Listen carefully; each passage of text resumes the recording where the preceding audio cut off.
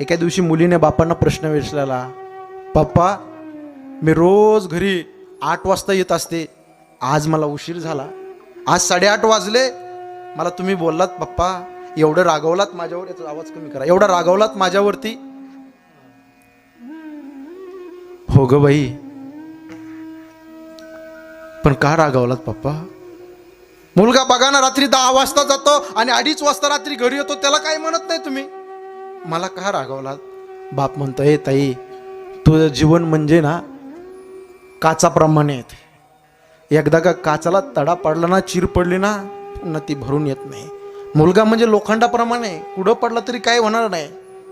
बापाने तिला उदाहरण दिलं, गा ग ताई ही माझ्या हातामध्ये अंगुठी आहे, ही सोन्याची अंगुठी आहे, जर तोंड हातपाय धुत असताना एखाद्या कठड्यावरती राहिली तर रात्रीच्या 2 वाजता जाऊन मी ती अंगुठी घेऊन येतो. अंगुठी म्हणजे एक शोभा आहे हाताची, एक रत्न आहे,